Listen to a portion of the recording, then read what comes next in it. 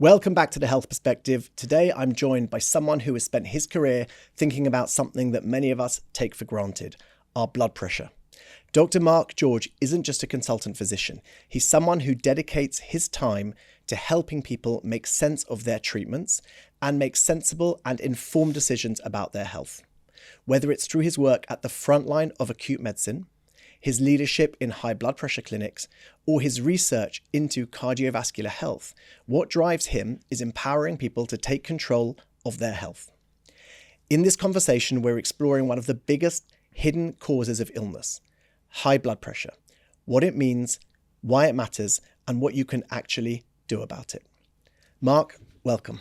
Thanks for having me. You're welcome. When I think about everything in medicine, like ER, Holby City, people bleeding, appendicitis, blood pressure is sometimes one of the least sexy subjects. So why are you so interested in it? Thanks. Well, we're going to try and make it sexy. Thank you. So blood pressure is really important. So it's one of the sort of biggest risk factors for some of the most important diseases, things like heart attack, stroke, kidney failure. It's one of those things that we can do something about and reduce people's risks of long-term having serious medical problems. So about half of heart attacks and strokes are associated with high blood pressure. And along with things like smoking and poor diet, it's one of the main reasons why people have sort of premature death in the UK. So it's a really important subject. Yes, it may not be as sexy as all the things that you've listed, but I think I'd really encourage people to go out and get their blood pressure tested and to understand more about what it means. What do those numbers mean when you get your blood pressure tested? What should you be aiming to get your blood pressure down to? And how can you protect yourself long term from things like stroke and heart disease? And because obviously I think one of the biggest problems with blood pressure is it usually doesn't give us any symptoms. And I think as a GP, that's one of the most difficult things when you're seeing someone with high blood pressure, trying to convince them that the time has come for treatment when they're saying, well, this is not currently affecting me at all. What age should we start looking at our blood pressure? So I think you can start looking at blood pressure from any age. But if we just go back a second to that point about it having no symptoms, I think if you're having symptoms with your blood pressure, it's far too late. It can cause symptoms, like I say, things like strokes and heart attacks. And that is one of the big challenges, talking to patients and, going through the rationale for lowering their blood pressure and potentially taking tablets to do so when they don't have symptoms is one of the challenges. So I'd like to sort of frame it by sort of saying that every individual, you can look at their risk of things like heart attack and stroke. And then you can look at what happens when you lower their blood pressure and how that risk goes down. There are definitely some patients I would recommend, we start medicine early, and those are people with very high blood pressure.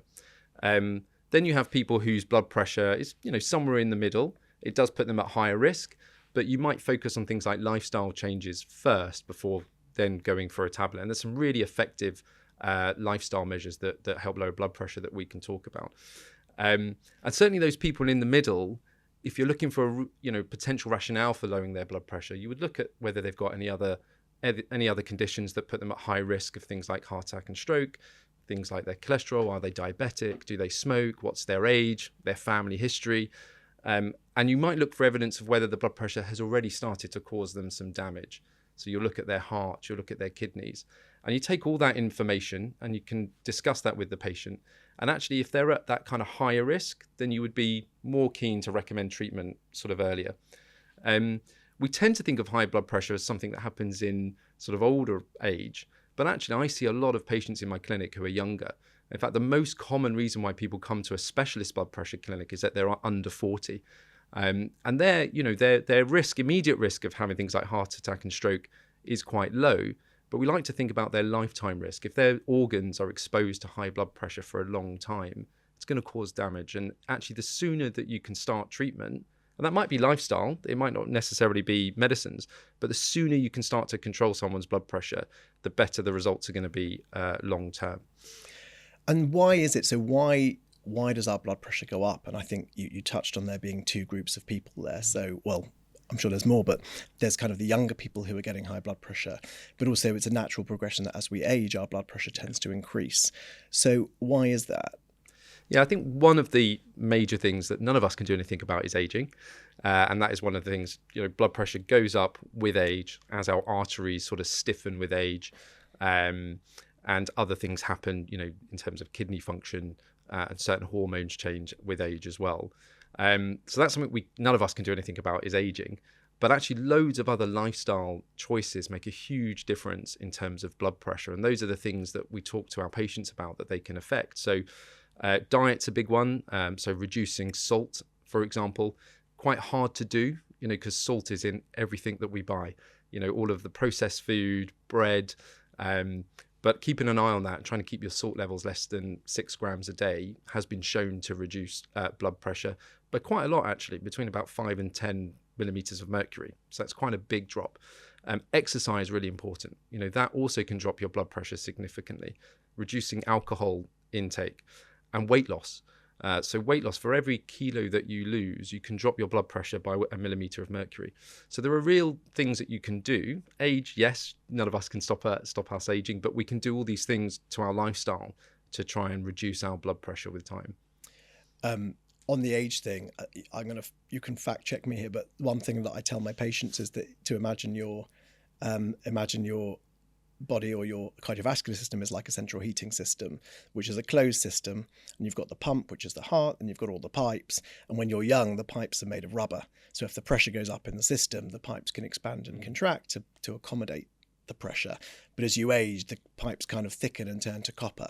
And at that point, if the pressure goes up in the system, there's nowhere for it to go. Yeah, I love that analogy. I'm going to borrow that. Good. And you're right. And if you're in that system and then the pressure has nowhere to go, and that's where it causes damage, to blood vessels. One of the worst possible consequences of very severely elevated blood pressure is what's called a hemorrhagic stroke, so bleeding into the brain. And it's exactly as you describe. There's nowhere for that pressure to go. The blood vessel bursts and you bleed. So that is one of the most devastating consequences of unchecked blood pressure.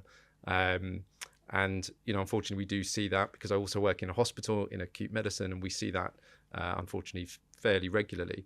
And a lot of the times, that patient's blood pressure wasn't known about. They hadn't got it checked. They hadn't had it under control.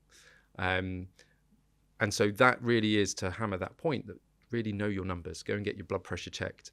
Is it too high? When? So from what, I recently turned 40, and I guess the question is, so there are some people who have had a blood pressure check for an operation or a procedure. There's lots of these kind of triggers. Some people have it done at the gym. Some people have it done on insurance medical. But when is it too early? Is it ever too early?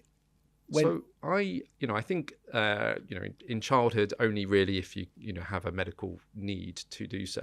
I think in adulthood, in your 20s and 30s, it's a good idea to get your blood pressure checked. In the UK, we start to offer regular checks from the age of 40. And we encourage people to go to their GPs for those health checks to get their blood pressure checked. And we are doing lots, in London to try and get all of those sort of situations where you've got an opportunity to get your blood pressure checked, to do so, whether that's in a clinical setting, you've gone to A&E, you've gone to a clinic, whether that's in a community setting, you've gone to a place of worship, or, you've gone to a sports day. There are loads of programs out there to try and encourage people to get their blood pressure checked. But formally, in the NHS, we offer it from the age of 40, when you go to your GP. But I would encourage people to check it younger than that. Like I say, we do see a lot of people whose blood pressure is high when they're younger. And that does need an extra level of thinking, because it's actually fairly unusual for young people to have high blood pressure. And sometimes there are underlying medical reasons beyond sort of normal lifestyle and genetics that are causing that. And we need to do some specialized tests in younger people to look at their high blood pressure. So, I have two issues with blood pressure testing, and it kind of downstream caused two problems. And I think the first problem is that people who test their blood pressure, certainly around our age, but to be fair, at any age actually, it's high in clinic. But there's, I think, a sense of dismissing. So people often dismiss high readings because it's just, well, this is just a clinic reading. It's just a high reading. We'll leave it. It's just because I'm nervous. I've got this white coat syndrome because I'm nervous of being in front of a doctor. And then on the other side of the scale, you've got people who see that one high result and become extremely concerned and anxious about it and keep checking.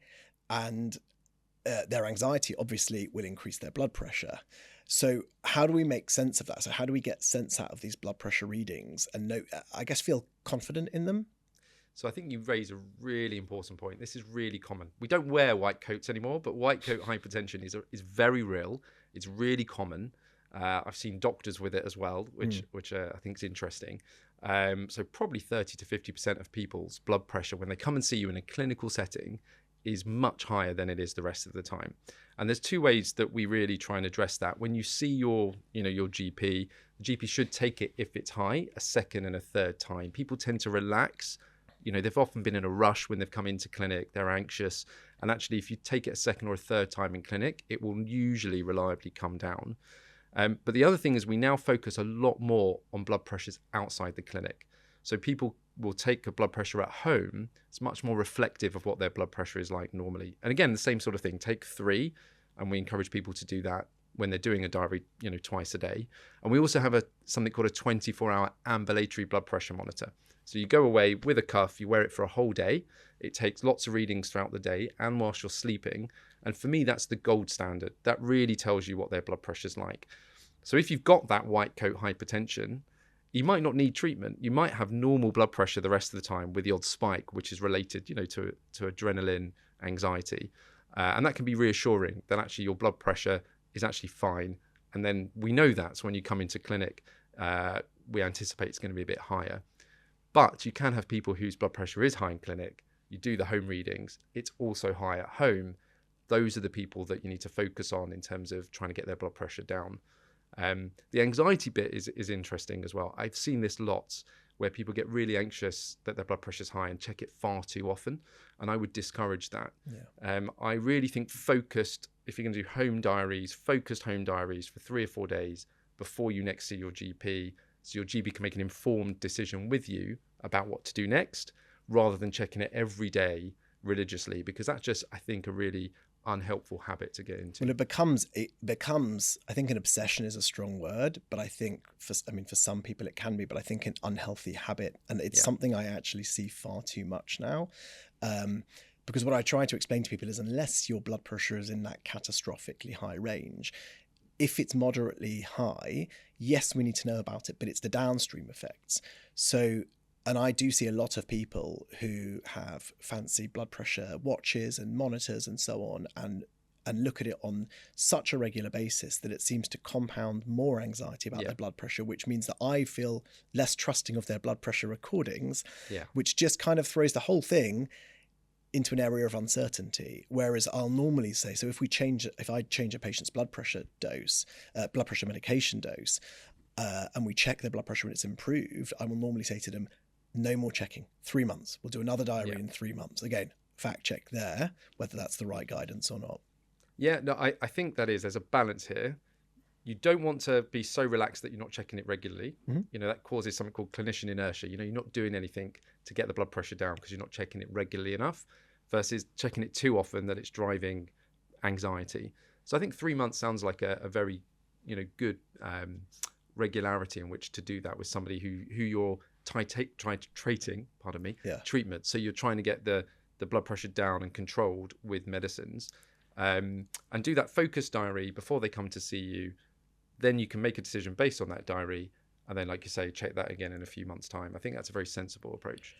And what about, I think this is an important one, and I'd like to understand more, what about peaks and troughs? Because my understanding is that even if you run a relatively normal blood pressure, actually, if you're having repeated high peaks during the day, then that in itself is equally or almost as equally harmful. And the example I would give is that, I've had patients who have extremely high stress jobs and who have these, they do their home monitoring in the morning and the evening, and the results are normal. And sometimes they'll do an ambulatory monitor on a day when they're not working.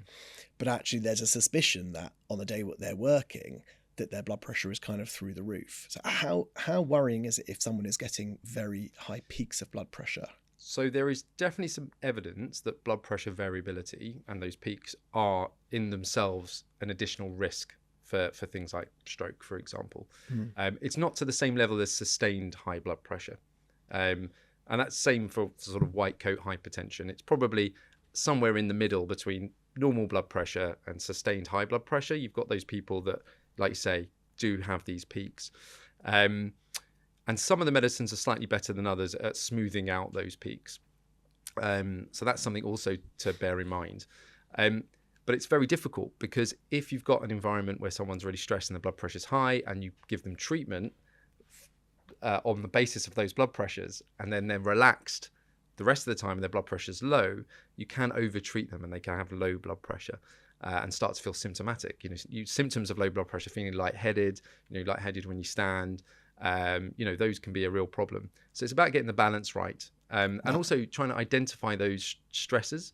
How can you better manage stress if that is what's driving some of the blood pressure? And we see this in patients, for example, before surgery. Surgery is really stressful. You've got somebody who already has white coat hypertension. They come in for an operation, and on the day of the operation, the blood pressure's sky high. And it's cancelled. And that's a real problem. And we try and help the patients and the anaesthetists in that situation, often by maybe admitting the patient the day before, so they're in the hospital environment for a bit longer so they can relax, calm down, and then maybe giving them a pre-med to deal with the anxiety, and then check their blood pressure.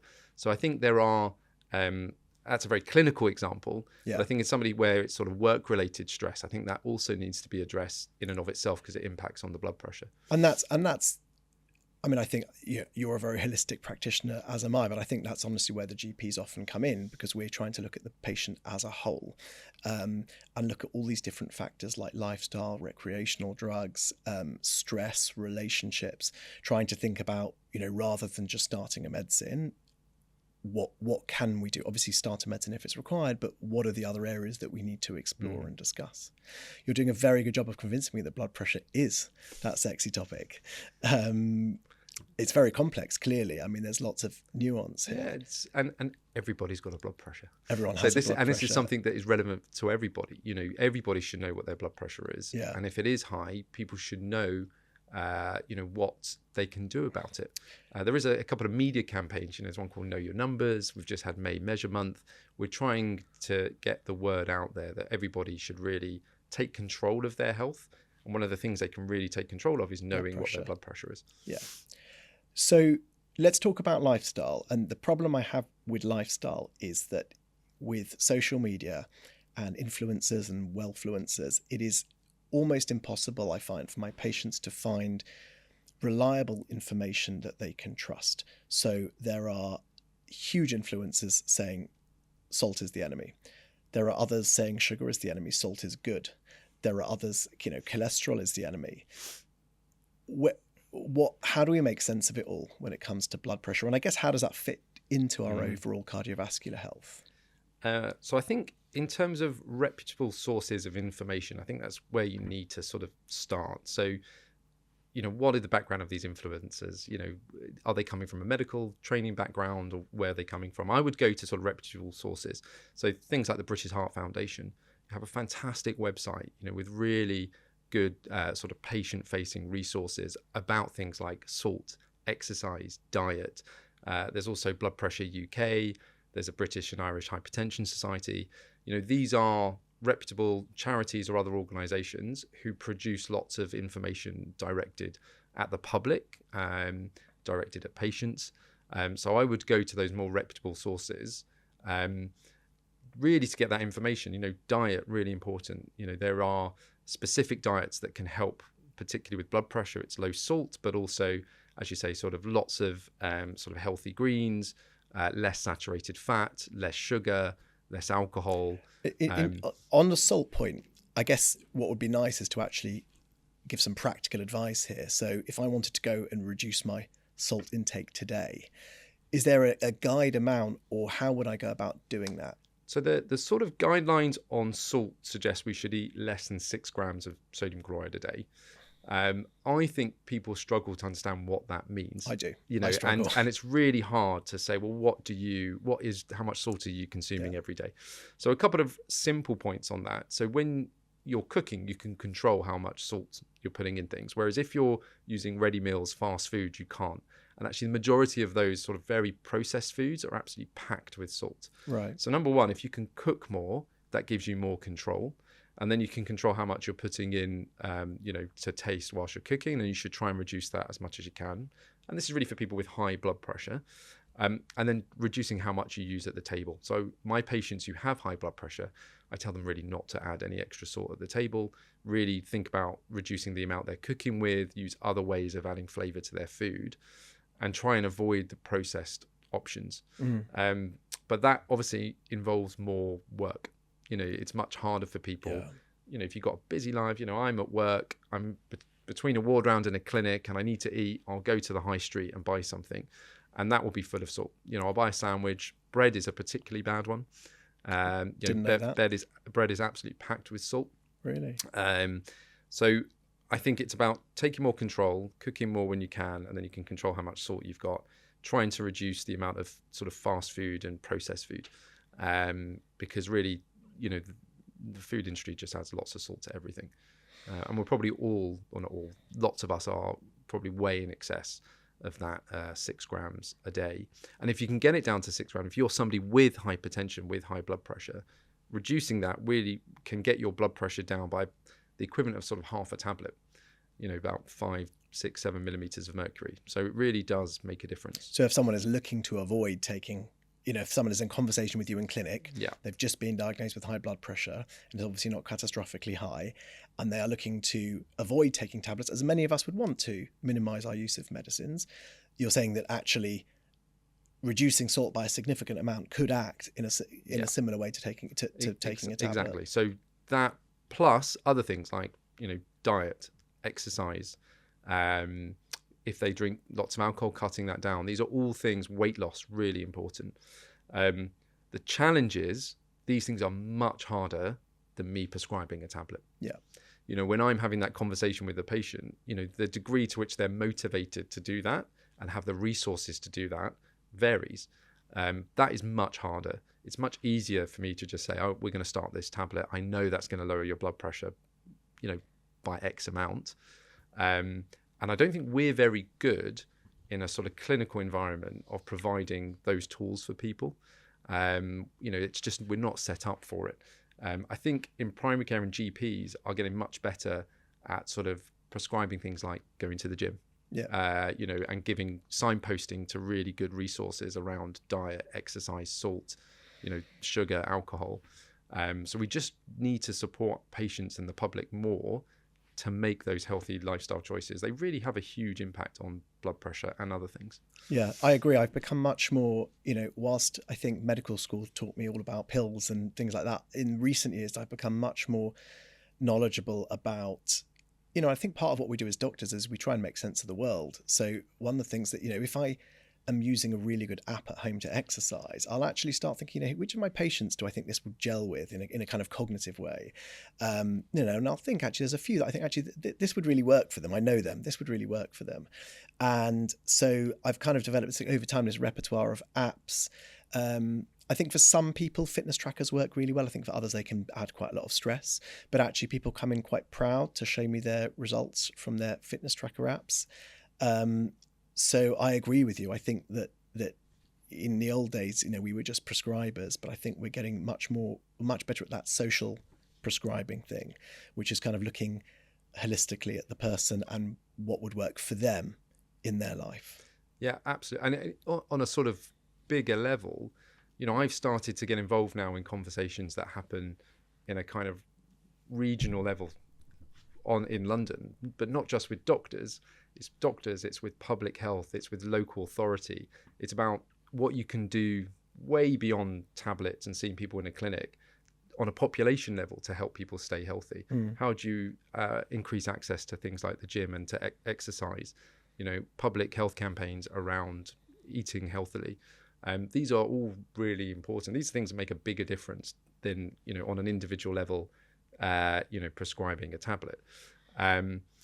And like I say, encouraging people to know their numbers, get out there and get their blood pressure checked and understand what it means. So on that, I think we'd be remiss if we didn't discuss some numbers. Yeah, some today. Numbers, okay. So, if someone is watching this right now and they go and get their blood pressure machine and check it, what should we be looking for?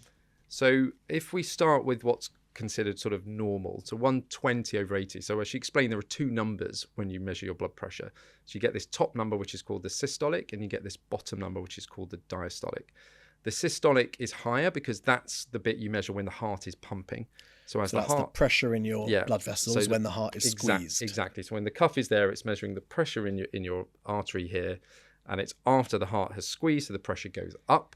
But then when the heart is relaxed, that pressure is maintained. Your blood vessels are elastic, they squeeze back down. So there is remaining pressure after the heart has stopped squeezing, and that's the bottom number, that's the diastolic. So you get these two numbers. And usually, and again, in the UK, we have an organisation called NICE, and they set some of these guidelines that we as clinicians use. So 120/80 is sort of considered a normal blood pressure. Some people run blood pressures much lower than that. I do a practical with medical students where we check everybody's blood pressure. They're all sort of 18, 19. Lots of them will sit there with a blood pressure of 100 systolic. That top number will be very low, and they'll be absolutely fine with that level of blood pressure. As you go up, blood pressure classically in the clinic is considered to be diagnosed if your blood pressure is 140/90. That has to be confirmed. And it's either number, isn't it? It's either. Yeah, either or. And that has to be confirmed with the home readings because of that issue we discussed around white coat hypertension. But 140/90 is what's considered high blood pressure. Although in Europe, they've actually now dropped that threshold to 130/90. But in UK, that 140 cutoff is what we use. And they break blood pressure into stages. So that would be called stage 1. Stage 2 is 160/100, and stage 3 is 180/120. And if we start with that top one, 180/120, we get very worried when someone's blood pressure is that high that they could come very soon into some sort of trouble, heart, brain, etc. Yeah. So that, we would really want to get their blood pressure down sooner rather than later. Sort of same goes really for 160/100, but we're not quite as worried. And those people who are between the 140 and 160 level, those are the ones where you're starting to think, how do we get their blood pressure down? Do we need to offer a medicine? We'll do those things like look for whether there's been any problems with their organs. We'll look for other risk factors that push up their risk of things like heart attack and stroke, and have a conversation about whether we should start treatment or whether we should give them a chance to have a go at some of those lifestyle measures before we then recommend starting a medicine. And when you're on a medicine, the aim is really to get the blood pressure certainly less than 140/90, but also I would like a lot of my patients to be even lower than that. So 130/80 would be a really good place to get most people. What's interesting, if you look at that top number, for every 10 millimeters of mercury that you lower that, you're going to reduce somebody's risk of heart attack and stroke by 20 to 30%. So it's really... So if your blood pressure is borderline at 140, even if you lower it by another 10, comes down to 130, that's the amount of risk. And even if your risk is low, as a percentage, it's still going to drop by that amount. Of course, the people that benefit most are people with a really high risk. Yeah. Because if you drop their risk by 20, 30%, it's going to have a huge difference in their chance of having a heart attack or stroke. And interestingly enough, people will say, well, how low should you go? I mean, there really isn't a bottom in terms of the benefit in reducing risk until you get to the point where it's so low that people start to feel lightheaded. Yeah.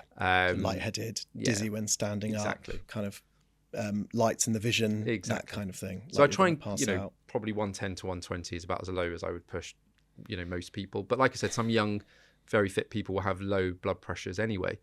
And from a cardiovascular point of view, that's very good. So thinking about blood pressure medicine here, and I know it's a very complex topic, and I'm pretty sure you could talk about it for about 4 or 5 hours. Don't give me the chance. I won't give you the chance. The question I've got for you really is one of the questions people ask me the most when I want to put them on a blood pressure tablet is, am I going to have to be on this for life?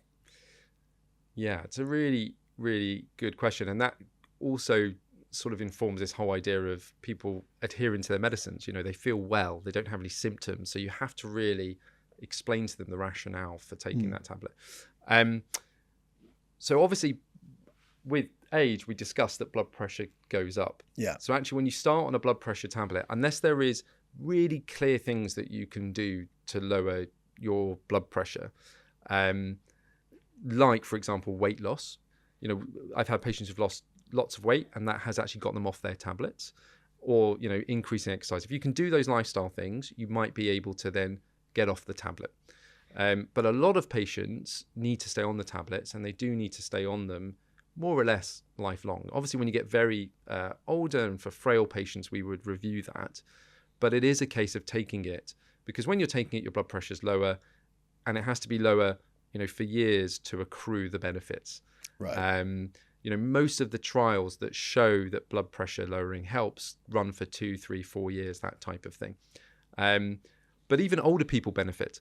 So there was a particular trial called the HIVENT trial in over 80s. And in the space of 2 years in lowering blood pressure in that group, they had huge benefits in terms of reducing the risk of stroke, for example. It's never too late. So it's never too late. So even at that stage, over 80s lowering blood pressure still can have benefits. So it's never too late to start. But once you're on it, once your blood pressure is nicely controlled, you want to try and keep it there. And So you may need the tablets. So I guess what I'm hearing is, and this probably relates to my practice as well, if you've got someone with a high blood pressure with multiple lifestyle factors that they could improve, and you start a blood pressure tablet, if they improve all the other lifestyle factors, there is a reasonable chance that they could come off that blood pressure medicine. But if someone actually has a relatively good lifestyle and there isn't that much they can change, and they have high blood pressure, probably as an irreversible effect from aging, or a non-modifiable effect from aging, then they are likely to be on that medicine. Exactly. Yeah, exactly. And long term. Sometimes we can identify a very clear reason why somebody has a high blood pressure. There are certain rare hormone causes or problems with kidneys, for example. But in a lot of patients, it really is due to the genes. There are lots and lots of genes that have been identified that push up blood pressure. Blood pressure is complex. It's got an interplay of things to do with your kidneys, your blood vessels, certain hormones, the heart. And you often inherit those. So it's not uncommon to hear family histories of people where, their parents had high blood pressure, their siblings have high blood pressure. And, in those groups of patients, there's, like I say, little that additional lifestyle changes will do. In which case, medicines will be the way forward. And this is where, for both blood pressure and cholesterol, I think it's really important to reduce blame and shame, because there's a lot of people who are doing, we do live Western lifestyles and we do eat salt, but generally speaking, they're doing reasonably well on exercise, they're doing reasonably well on their weight, they're doing reasonably well on diet, and their blood pressure's high and they're getting very stressed at themselves. And at that point, I'm saying, listen, actually, it's probably not your fault. You've just probably got some genetic aspect here. Yeah. And rather than stressing about why it's happening, it's probably better to just treat it. Yeah, I completely agree. You definitely need to remove that blame game. And actually how you talk to patients about the lifestyle things without it being some sort of blaming culture, I think is really important. Because you just need people to buy into it and to make those changes. And in terms of the tablets, the majority of them, they're taken by millions and millions of people. All tablets have side effects, but actually they're quite well known. You can normally reduce the risk of side effects by reducing the dose. Sometimes it's better to use 2 different tablets at a low dose rather than 1 tablet at a big dose to reduce side effects. And there's lots of choice. There's lots of different blood pressure tablets out there. So if you don't get on with one, we can quite easily change you to a completely different one. So there are lots of different ways that we can help people to stay on their tablets. So I'd like to finish with this. I'd like to ask you, this has been incredibly informative for me, and I'm sure for everyone watching. I'd like to ask you on that point of getting people's buy-in. And, as doctors, we all have these speeches, these things that we say, and these, I guess, ways over time that we've learned to explain things. So what are the ways you found in clinic or when face-to-face with a patient have helped in terms of getting someone's buy-in on changing their lifestyle, taking those steps towards improving their lifestyle?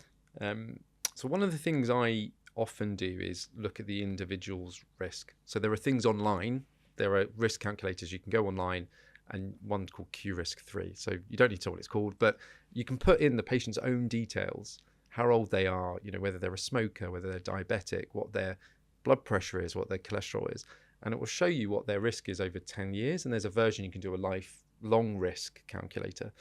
And then you can play with some of the numbers. So I say to them, look, this is your risk at the moment. In some of my patients, it can be quite high. And I say to them, well, look what happens if we drop your blood pressure by this amount. Look what happens if we drop your cholesterol by this amount. and your risks has now just come down by 30-40%. Huge. And you can obviously, on an individual level, you can talk about, well, what will that mean to them, reducing their risk of heart attacks, strokes, kidney disease, heart failure.